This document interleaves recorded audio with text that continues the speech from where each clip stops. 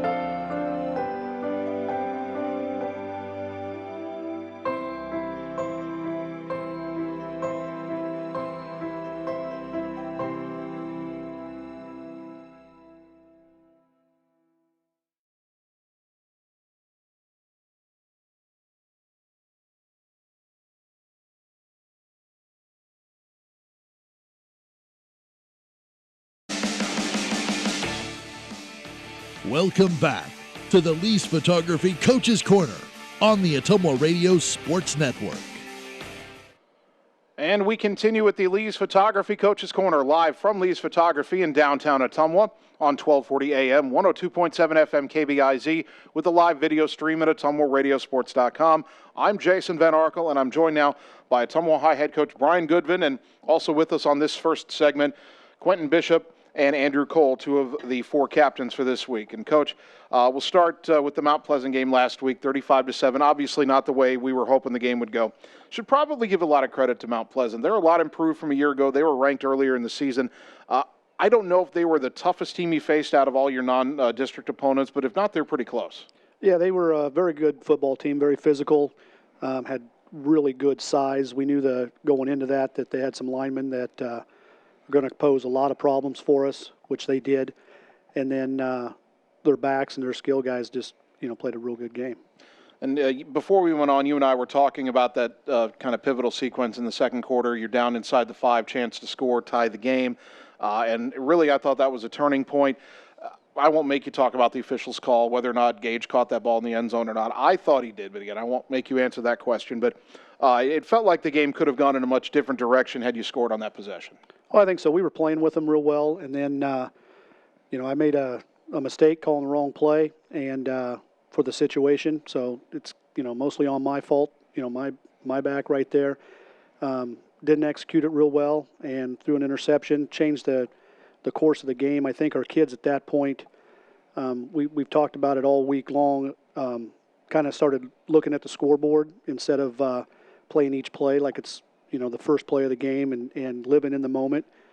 And I think when we start doing that, we get into some bad habits of not focusing on the task at hand, which is the play at hand. Now, here's the tough question, and for your defense. Stopping the run, I don't think has been where you would like it to be over the course of the season. It's been good at times, but you played a lot of teams that love to run the ball, and they put up some numbers. And you're about to face an Indianola offense that thrives on running the ball, and we've seen that now 7 years in a row. What needs to be cleaned up defensively so that you can be more effective at stopping the run or at least slowing it down? I think being focused on our defensive assignments and being as physical as we can. Indianola is very similar to Mount Pleasant. They've got some big linemen, really good skill positions, a big back that runs the ball really hard, and just being physical as we can be, and knowing our assignments and taking care of that. And now this is my 8th season of calling Ottumwa football games. The only team that's been on the schedule every year is Indianola. You've lined up against them 7 times. Some of the games have been real close. I remember that one in Indianola that we lost in overtime. We had the lead late. Some of the games haven't been close, but they've all ended with the same result. I know that you're not focused on any of those past games. You're focused on this year's game. But what would it mean for your program if you could kind of bounce back from last week and you start district play on the road and find a way to beat a team that just has had Ottumwa's number for 7 years in a row? Well, I think excuse me, like we talked beforehand, I feel like we kind of took a step back program development-wise last week with not living in the moment and playing where our feet are and that kind of thing. And we're focused on that. And I think if we can, focus on one play at a time and not worry about what the scoreboard says, those types of things, whether we're up or behind, we can't get caught up in any of that. And I think we can be successful. All right, we'll have some more questions for you after the break. We'll turn now to Quentin Bishop. Began the year as a starting linebacker. You moved to defensive end. You'll play some defensive end tomorrow night. But now you're going to start on the offensive line as well. We've had to shuffle a couple of things around. I want to ask you about that move to defensive end, though, because, this was your first real year playing linebacker. Now you're on the line. Obviously, it's a different place to line up, and you see contact quicker. But maybe technique-wise, how much different is it to be a defensive end, to be on the D-line, than to be a few yards back at linebacker? When you're at a linebacker, you're just looking to read and fill and make the play. As a defensive lineman, you're firing into the guy, trying to knock him off the ball and reading from there. So in that aspect, it's a lot of reading the same things, but it's a lot more physical. You're taking on the block immediately rather than seeing it coming at you. So. And I don't know how many snaps you're going to have at defensive end tomorrow night, obviously, because you've got to play on the offensive line. But Indianola's got a couple of big tackles. Seems like everybody we play has big tackles. What do you do when you're lined up against a guy and he's 300 pounds? Obviously, you're trying to focus on your technique. But what are you working on? What are you thinking? Okay, I got to do this to make sure this guy doesn't just run me over. Getting off the ball quicker than they are, firing low and trying to hit the gap before they can get their hands on you. And then when you go play O-line, and I may have asked you this before because you got, in the Burlington game, you had to play some O-line. When you've got to go both ways, is there anything you can do to try to stay fresh, try to, keep yourself from getting completely worn down? Just drink water and Gatorade every chance you get. All right, let's hand the headset over there to Andrew Cole. Turn the mic down while he puts it on, turn it back up so we don't have a lot of excess noise. And then, Andrew, last week, obviously a disappointing result, as Coach talked about. But you start district play tomorrow night. So as we said at the top of the show, kind of like starting over in your record 0-0. Do you think the team kind of has that sense that they came into practice this week thinking, okay, we can start fresh? Yeah, they just we took the loss as a thing to work harder so it doesn't happen again, but forget about it and don't worry about it. Just focus on next week. And then you obviously know what it's like to play against Indianola. They put those two big tackles out there on the O-line. They love to pound the football. Not a lot of secrets to what they do. They just do what they do. What do you guys on defense have to do well on defense? If you can maybe narrow it down, what's the one thing you got to do well tomorrow night, try to slow them down? We got to make sure to get everyone to the ball. Just one guy holds them up, get everyone else there, finish the tackle. Andrew Cole, starting safety. Quentin Bishop started linebacker, started defensive end, and started the offensive line. I'm waiting for you to get a chance at quarterback, maybe a little wide receiver, maybe you can be a kicker, a punter, maybe the long snapper. There's still a lot of positions you can play as 5 more games. I kid, but it's good to have a versatile guy like Quentin on both sides of the ball. And coming up after the break, we'll bring in 2 more important players for Ottumwa High. Tanner Holman and Drake Handling will join Coach Goodwin and myself as we continue to talk Ottumwa High football on the Lee's Photography Coaches Corner here on the Ottumwa Radio Sports Network. Are you looking for someone to capture the special moments in life, such as senior photos, weddings, family portraits, baby pictures, or even your furry friends? Look no further than Lee's Photography in Ottumwa to schedule your appointment. Brian, Connie, and the staff at Lee's Photography have the knowledge and experience to capture your special moments and make your vision come to life. Visit them on Facebook to see the range of their work. Lee's Photography on East 2nd Street, across from the Courier in Ottumwa, for all your all-around photography needs. As a National Guard or Reserve member, you served your country. Now let VA serve you.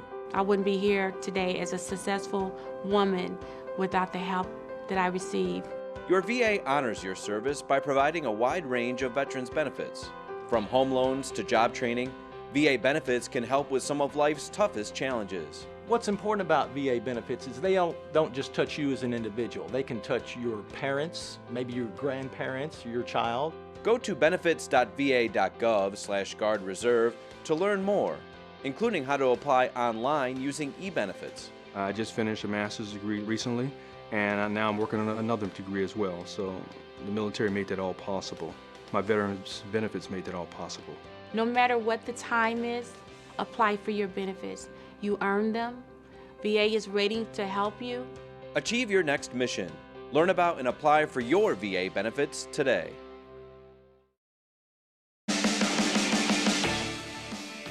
Welcome back to the Lee's Photography Coaches Corner on the Ottumwa Radio Sports Network. And welcome back to the Lee's Photography Coaches Corner here on 1240 AM, 102.7 FM KBIZ, and the live video stream at AttumwaRadioSports.com. Jason Van Arkel with you.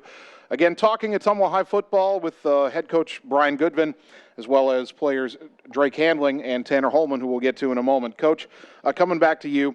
Losing Trey Swartz in the Newton game, I know, was a big hit to the offense, and I hate to say it showed a lot last week, but it kind of did in the passing game. You were telling me beforehand that he's probably got a couple more weeks before he can come back, so just kind of give us the update on what his status is. Well, right now he's got, we were thinking high ankle sprain, and it was feeling pretty good, and then I went back for the checkup last Friday, and they found a hairline fracture in one of the bones in his ankle, so he's out a couple more weeks now. And we've had a real good week of practice this week, adjusting some things to get different people the ball, and I think we're ready to go there. And any other injuries of note that players that we've been seeing that are going to miss a week, perhaps? Ryan Slack's going to be out this week. He sustained a concussion last Friday night, and he's in the concussion protocol, so he won't suit up tomorrow night. But I think everybody else will be healthy and ready to go. All right. Now, if there's a positive, as we kind of turn our focus to the offense a little bit, if there's a positive to take out of last week, you totaled 200 yards on the ground, and I guess going forward, you're taking on that Indianola team, and they love to run the ball and control the clock. I would imagine part of your game plan is if you can run the ball that well and control the clock, maybe keep their offense off the field. Yeah, exactly. We've done a few things this week, in the backfield to get some kids a little bit of a break in between. We've had our linebackers and running backs going both ways due to some injuries and other things. So we're going to have, 3 different kids carrying the football tomorrow night that can all give us, some really good yards and time. We talked about Gage Cole in that would-be touchdown pass last week. He had 124 yards on the ground, and calling these games, I'm starting to run out of words about describing how he never goes down on first contact. He's always slipping through that hole, always breaking a tackle, and even though most of the time his players are going right to the middle into the teeth of defense. Can you put into words what makes him so effective in that fullback role, especially when he's taken what should be short yardage gains and turn them into sometimes much bigger gains? Well, he's very undersized for a fullback, and weight-wise, but he makes up for that with great quickness and vision, and he does a super job of not going down on first contact. He's trying to get every yard he can. A little bit to his fault, last week he was struggling to get an extra yard there, towards the end of the half and turn the ball over, which happens every once in a while, when you're focused on getting every yard. And I'd rather have a kid, working on getting every yard instead of, getting out of bounds or going down or something like that. On the other hand, the passing game did struggle last week. We talked a little bit about it earlier with not having Trey Swartz in there, and certainly you don't put all of that on Adam Denniston. He's had games where he's played very well, and sometimes you have games where you struggle. But where does he need to improve his game, and what can you do to find more improvement in the passing game when you don't have that big target in Trey Swartz? Well, I think being, he without Trey in there, that was obviously his, number one read every time when you come off the football and you're looking up, you see the 6'5" kid running across the middle. You can find him real easy. But just working on our reads and finding different people to get the ball to, I think, is going to be a major improvement for him. One player he may look to throw the ball to is a senior Drake Handling here, who is the backup quarterback, but is also seeing more time as the season has gone on at wide receiver. I want to start with this question, and I did pose it to Coach in the last segment, but you're playing Indianola, and you've seen how this series has gone. We've played them every year since before you even came to high school. It's been 7 years and 7 losses. What would it mean to the players to go out there tomorrow night and beat a team that's kind of had a tumbles number for a while? It mean a lot because there's a lot of people that doubt us, and if we could come back and after that loss for homecoming, if we come back with a win and prove that we can play football, everybody will just be ready to move forward and keep getting better. I want to talk just a little bit about the time you're starting to see more and more of a wide receiver now, and from that perspective, and I asked Coach about how you improve the passing game. From your perspective, what can improve? What can you guys do as a unit to kind of improve the passing attack? Don't force it if it's not there, and take what we can. We don't always have to go for the Hail Mary or whatever. If that's the running back in the flats, if they're open, give it to them and let them do the work. We don't have to force everything. All right, Drake Handling, backup quarterback, starting wide receiver, and have him hand the headset over to starting center Tanner Holman, who has also seen his share of time on the defensive line as well, but I want to focus on the offensive line play. Now, obviously, it would go without saying, you guys would trade every yard, every stat that have been piled up this year for a couple more wins, certainly on homecoming last Friday night. But having said that, does the O-line still able to take some pride in the fact that you cleared holes and you piled up 200 rushing yards in the game? Yeah, we every week we've really done a pretty good job with rushing yards and running the ball. Just the only thing we always want to get a win every week, but we're just going for those individual goals and playing with each other and playing for the rest of our teammates. Now, you go to Indianola, and you've obviously seen how this series has gone as well, so I'll kind of ask you the same question. I'll ask it in a different way. Playing Indianola so many years in a row, does it feel like this is a rivalry game, do you think, or has that thought even crossed your mind? Are these guys rivals, or is this just a team you happen to play every year? I don't know. I don't really know about rivalry, but I usually look at every team as just the next opponent. That's just we got to get the win every week. And having said that, I will ask you the same question I asked Drake. What would it mean from your perspective, from the player's perspective, to, the coach said we're not looking to the scoreboard the whole game, but at the end of the game, you look up at the scoreboard, you've got more than they do, you've broken that losing streak to them. What would that mean to you guys? Just another win. Just another win. Well, it'd be certainly good to get another win. So Ottumwa at Indianola, and this will be the second time we play in their new stadium. We were there a couple of years ago. Before that, we were playing at the college there. At Simpson. At Simpson. Yeah. So maybe I'll ask you one more question before we take a break here. Having played at Simpson and now, a couple of years ago playing in that new facility, Is it an improvement from the visiting team's perspective? Obviously, the home team, they care maybe more about that. But from a visiting team perspective, is there any change, anything different, or is it just showing up at a stadium and playing?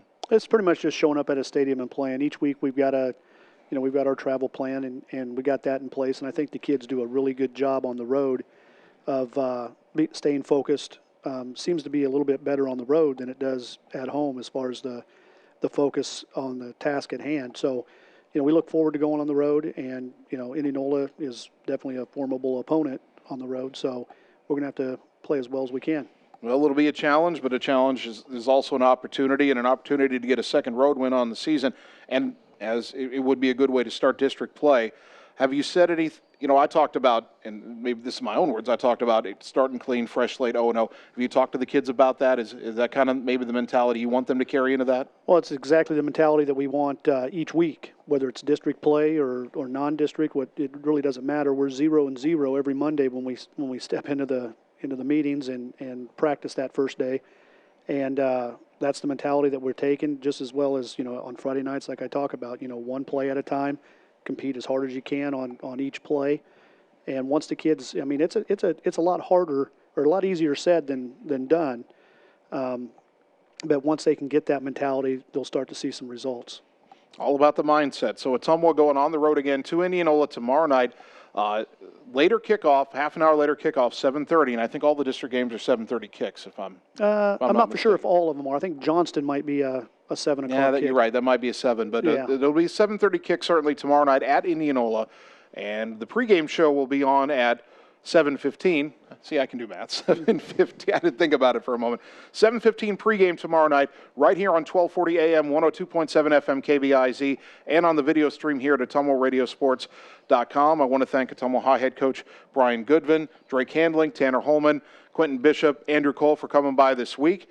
And after we take this 90-second timeout, it'll be just about time to sit down and talk Cardinal football. Their head coach, Landon Miller, will join us shortly. He's bringing a couple of players as well. We'll talk about the Comets being 4-0 and starting district play on the road with a tough opponent at Pekin. So that's coming your way next. This is the Lee's Photography Coaches Corner. We are live from Lee's Photography in downtown Ottumwa on the Ottumwa Radio Sports Network.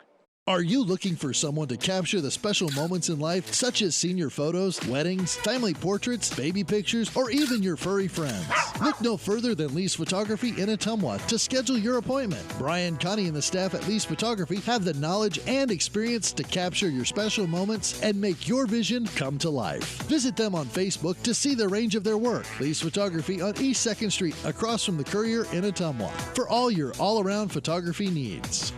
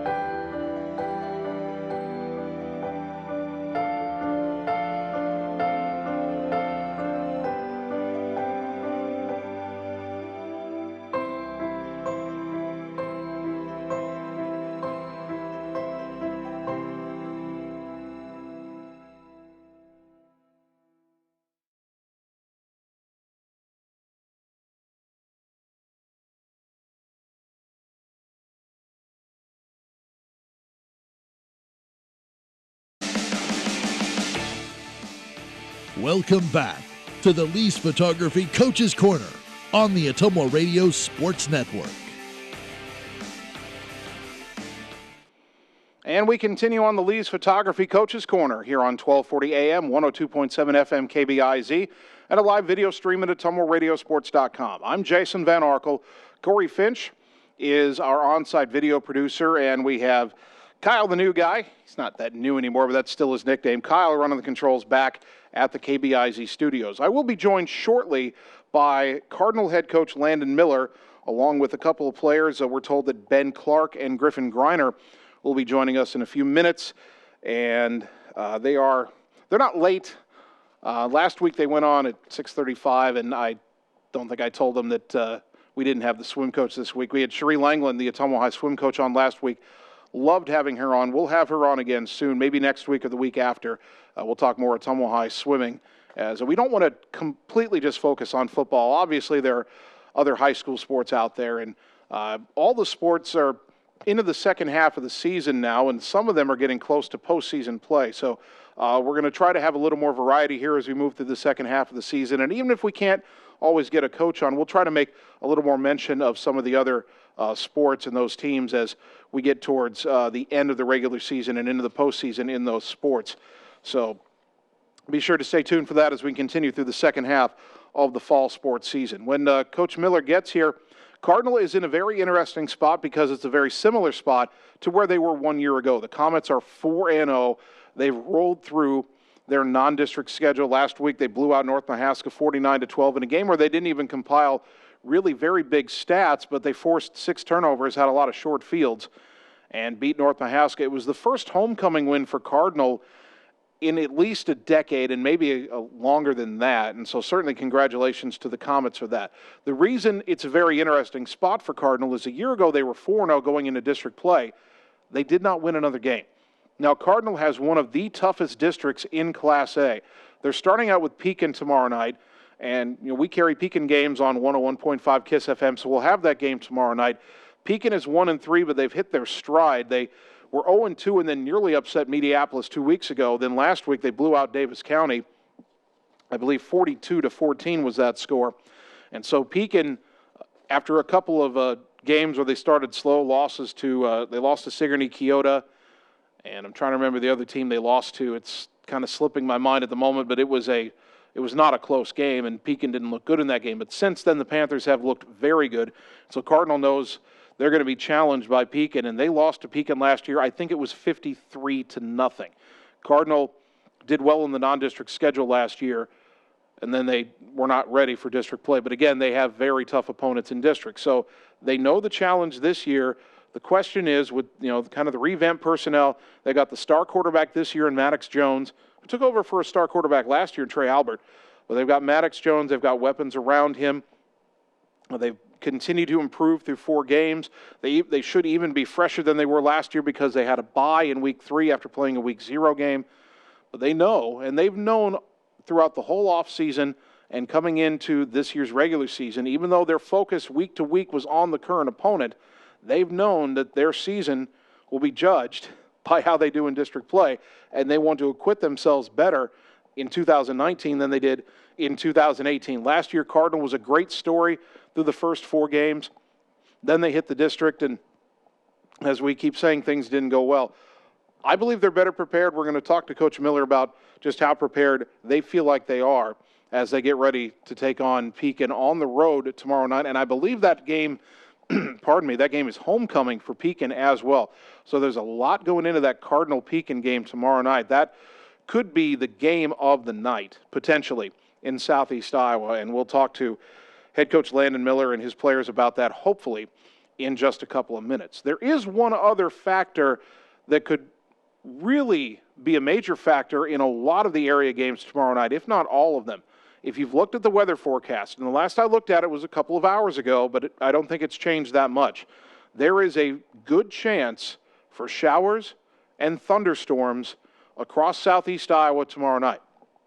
Now, I looked at the forecast for Indianola, where Ottumwa was playing, and it looks like the rain there may stop before the varsity football game gets underway. So Ottumwa may avoid any issues. However, it looks like it's going to be storming all over southeast Iowa. So that Cardinal-Pekin game, that could be played in rainy conditions. Davis County at Williamsburg certainly could be played in rainy conditions. And again, most of these fields are grass. So if you're talking about heavy rain, you'll be talking about playing in a mud field, and that could really affect what a lot of teams do. It could slow down some offenses, certainly. It might level the playing field a little bit if you have teams that, you think one team is significantly better than the other, but you introduce the rain and the mud into it, and then nobody can move the ball.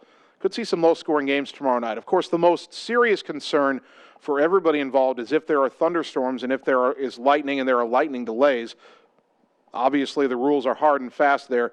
If lightning's seen near a stadium, it's an automatic 30-minute delay, and it's a 30-minute delay from the final lightning bolt in the area. So if you're going to a high school football game tomorrow night, be prepared for weather, pack the rain gear.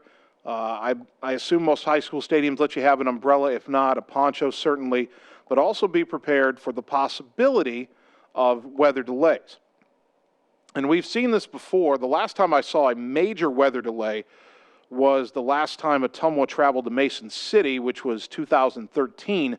Ironically, Ottumwa was going to Mason City at the end of this year. But we went up to Mason City, and the thunder and lightning just wouldn't stop for hours and hours. We didn't start that game until well after 10 o'clock, had another delay mid-game, and didn't finish it till 12:30 in the morning. And most places are going to do everything they can to finish that game, even if it means staying late into the night. If for no other reason, then it's hard to get the officials to come back for the next game. So that is a possibility tomorrow night. I'm not trying to overhype it. The forecast tonight, or at least the forecast as I looked at it a couple hours ago, makes it look like rain is certainly likely and thunderstorms are possible. Not every game will see lightning, I don't think, and maybe not every game will see rain. As we mentioned, Ottumwa might have the rain go by before they play, but they're playing further west than anybody else in our area because they're playing in Indianola. But all those other games, and again, the schedule, we've got Ottumwa at Indianola, Davis County at Williamsburg, Van Buren at Columbus, Cardinal at Pekin, Centerville hosting Des Moines Christian, Eddyville, Blakesburg, Fremont at Albia, Fairfield at Mount Pleasant, Oskaloosa hosting Grinnell, Sigourney Keota home to Wilton, Moravia on the road at Lamoni, and Twin Cedars hosting Melcher Dallas. Most of those games are, at least the way the forecast looks right now, under the threat of seeing some rain and maybe some thunder and lightning. So I guess the main point is if you're going to the games, or if certainly your players, coaches, fans, everybody involved, be prepared for that and be understanding as well. If there is a lightning delay and a long lightning delay, that can get frustrating, and I've been through that more than once. But be understanding. The rules are hard and fast. There is no leeway. There is no judgment. If you see lightning and it's close enough to the stadium, automatic 30-minute delay until the last lightning strike has been seen and 30 minutes have passed. Every time there's a lightning strike after your delay, that resets the clock. That's the rule. There's no leeway. There's no judgment call. That is the rule. So, if you're in a long delay, if you're a fan, you're a player, you're a coach, whoever you are, be understanding of that. They're just following the rules. And again, it is for safety. You don't want anybody to get hit by lightning. So anyway, we're still hoping to talk to Cardinal head coach Landon Miller and a couple of his players. We'll take another 90-second timeout and return on the Lee's Photography Coach's Corner on the Ottumwa Radio Sports Network. Are you looking for someone to capture the special moments in life, such as senior photos, weddings, family portraits, baby pictures, or even your furry friends? Look no further than Lee's Photography in Ottumwa to schedule your appointment. Brian, Connie, and the staff at Lee's Photography have the knowledge and experience to capture your special moments and make your vision come to life. Visit them on Facebook to see the range of their work. Lee's Photography on East 2nd Street, across from the Courier in Ottumwa, for all your all-around photography needs. As a National Guard or Reserve member, you served your country. Now let VA serve you. I wouldn't be here today as a successful woman without the help that I received. Your VA honors your service by providing a wide range of veterans benefits. From home loans to job training, VA benefits can help with some of life's toughest challenges. What's important about VA benefits is they don't just touch you as an individual. They can touch your parents, maybe your grandparents, your child. Go to benefits.va.gov/guardreserve to learn more, including how to apply online using e-benefits. I just finished a master's degree recently, and now I'm working on another degree as well. So the military made that all possible. My veterans benefits made that all possible. No matter what the time is, apply for your benefits. You earn them. VA is ready to help you. Achieve your next mission. Learn about and apply for your VA benefits today.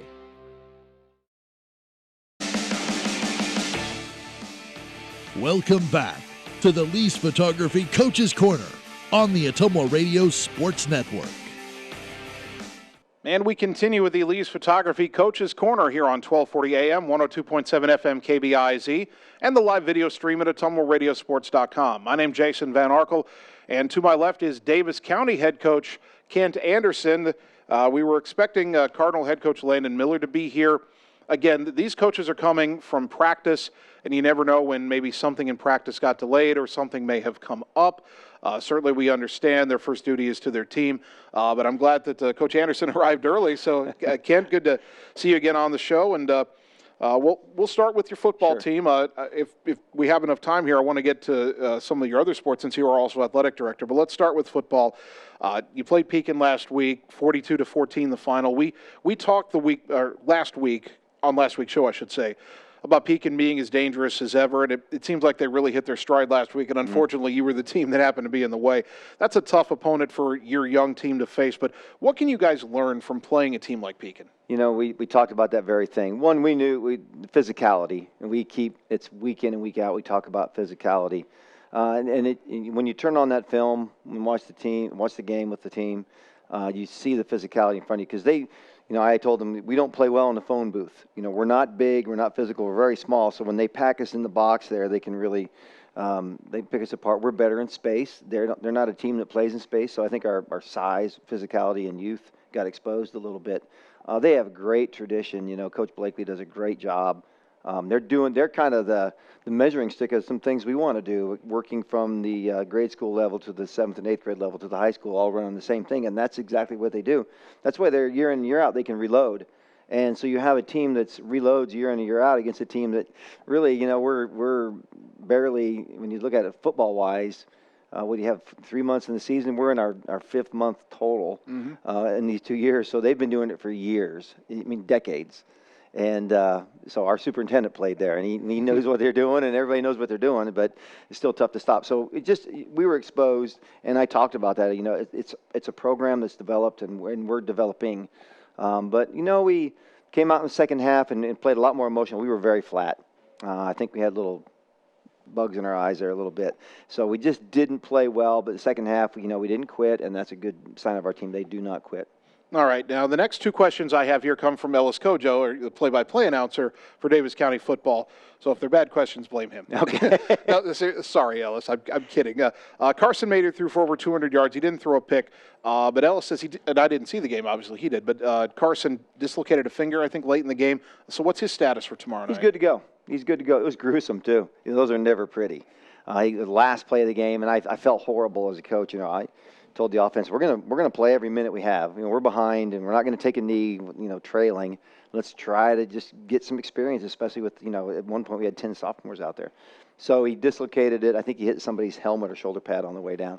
And he ran off the field, went to the x-ray room, and we feared it was broken, but it's just a dislocation. He's fine to go. Well, good. It's not like a Drew Brees situation where, he hit his hand and he's out for like 8 weeks. So no, it's good sir. that Carson that's not back. You talked about this a bit already, but, the offense had a tough first half, but got some things going in the second half. What do you think was the biggest difference?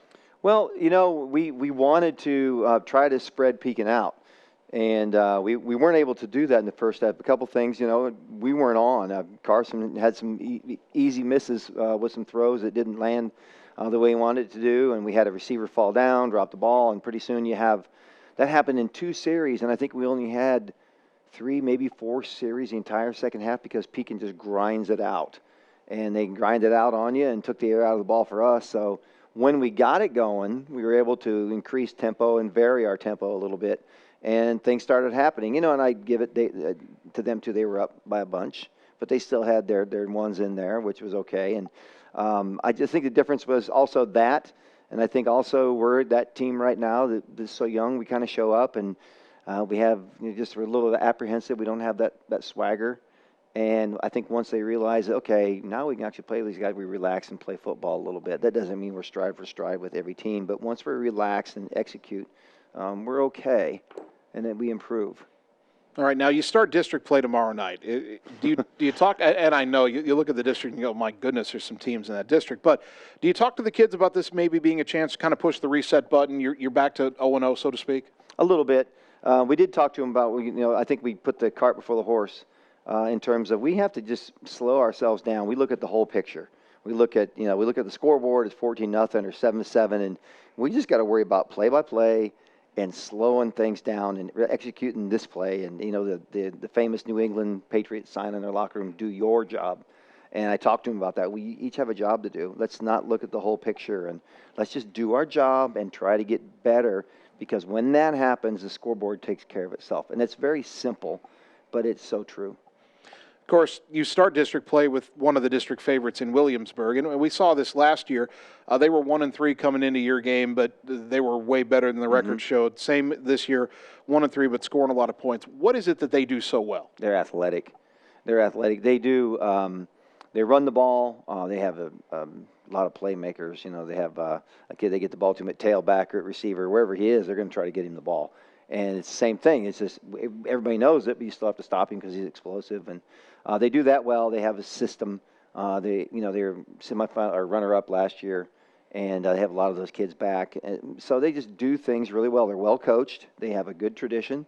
They've done it a while. They've been in the same system. It's, again, where we want to be, and we're not there yet. But, I think skill position-wise, we hold up pretty well.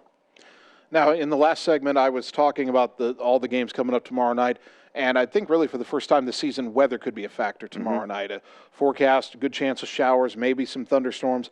Might be raining hard. And so 2 questions in one. Just with the rain, what effect do you think the rainy, muddy conditions could have on the game? And then the other question is, when you see lightning, automatic 30-minute delay, and I've been to some games where it was a much longer delay than 30 minutes waiting for a storm to pass. So what do you tell your kids about handling that if you get a delay and they're kind of taken out of their routine? Well, the first thing I know the weather can change a lot. I've been a coach at the college level where you're a heavy favorite and you play a team that you're supposed to blow out, and you traditionally blow out, and it's an 8-6 game. So that can work into it, and I've been on the other end where we're not the favorite and you still get blown out. So it's one of those things. But it is what you make of it. It's how you approach it. I think I'm going to make sure everybody brings an extra pair of socks, and a dry undershirt, stuff like that. So if we change at halftime, you come out there in the second half, and just feeling better helps a little bit at halftime. Just keeping it light, and trying to mix it up in the locker room. What you can't do is just go in there and have the coaches go in the coach's office and let's leave the team alone. You got to maybe play some music depending on the delay and get them pumped up, but not too pumped up where they're all of a sudden you have another 30-minute delay. It's a tough deal, but you got to keep their mind stimulated a little bit and don't let them get kind of bored and groggy, because you know how it is. Kids, it just happens. It happens with adults. Yeah. All right, Davis County at Williamsburg tomorrow night, 7 o'clock kick. You'll see the live video stream at AtomoRadioSports.com. And before I let you go, I'm going to ask you to put on the AD hat. We talked a little bit right before we came on. Davis County's cross-country teams, and I don't remember where they're ranked. I did this story the other day, but both the girls and boys are ranked. And you were telling me they're battling illness right now, and they're in the top 15 in Class 2A, and they're not even putting their best product out there yet. No, they're not. And we have some kids that are really good. And, we haven't, it's metaphorically speaking as well, we haven't hit our stride. We just they work so hard. We have a huge cross country team. Coach Husted, Josh Husted, a Tomo native, does a great job. He has a great atmosphere. It's a family style atmosphere, and the kids are really involved, and he keeps everybody included. And then they just have good runners. They just haven't hit their stride on both boys and girls, and there's certainly a lot of talent, a lot of young talent too, because I think the boys, I don't think there's maybe 1 or 2 seniors running, and the top runners aren't their seniors, they're underclassmen.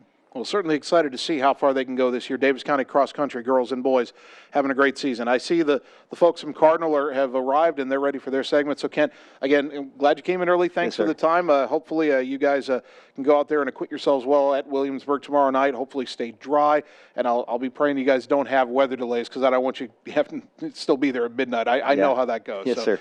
Davis County head coach Ken Anderson. Coming up next, we will talk to the folks from Cardinal about their big game coming up tomorrow night at Pekin. That comes your way next on the Elise Photography Coach's Corner on the Atomo Radio Sports Network. Are you looking for someone to capture the special moments in life, such as senior photos, weddings, family portraits, baby pictures, or even your furry friends? Look no further than Lee's Photography in Ottumwa to schedule your appointment. Brian, Connie, and the staff at Lee's Photography have the knowledge and experience to capture your special moments and make your vision come to life. Visit them on Facebook to see the range of their work. Lee's Photography on East 2nd Street, across from the Courier in Ottumwa, for all your all-around photography needs.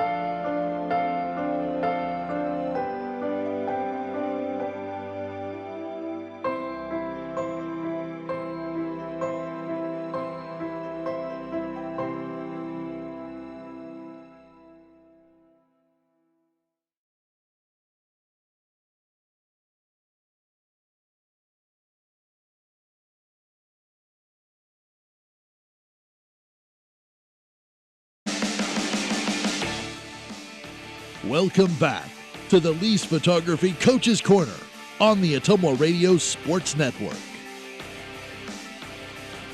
And we return on the Lee's Photography Coach's Corner, 1240 AM, 102.7 FM KBIZ, and a live video stream at AtomoRadioSports.com.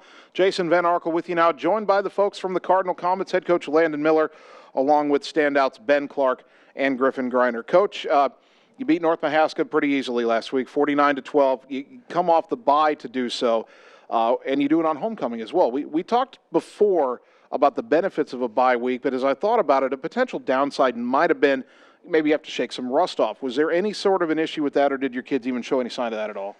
No, I think we used the bye right for this year's team. They were a little beat up after Wayne, which was a really physical game, and I think people are seeing how good Wayne really was these last couple weeks. And so, great win for us, but we were a little beat up, so we used the bye to get healthy, and I thought that was the right way to do it, and it played out that way. We came out screaming and playing really well against North Mahaska. Had a little bit of a slip in the second half. We were 42-0 at half, and we only got one more touchdown.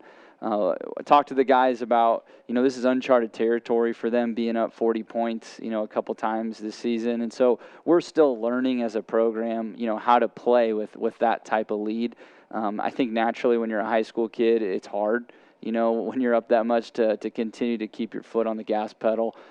So those are just learning moments for our kids. All right.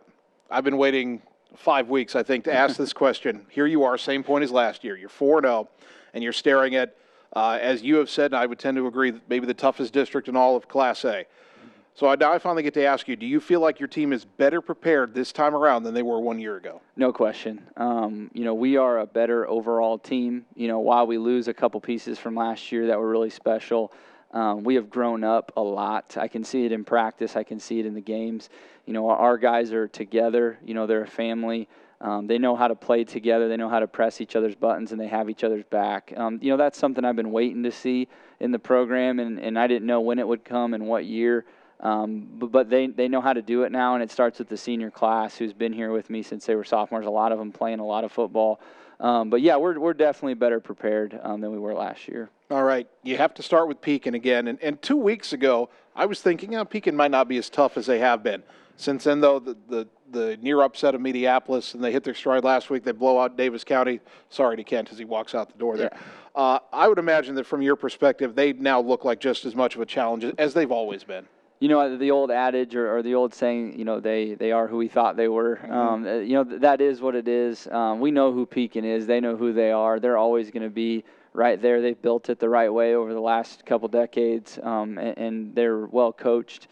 Great kids, great community. And so, they're going to come. We've been preparing for that. They're going to hit us in the mouth. We just have to respond. One thing that I think helps us a little bit is we've had a game like that, and they've played some great teams, so they're ready to play that style of football, and that's just what they do.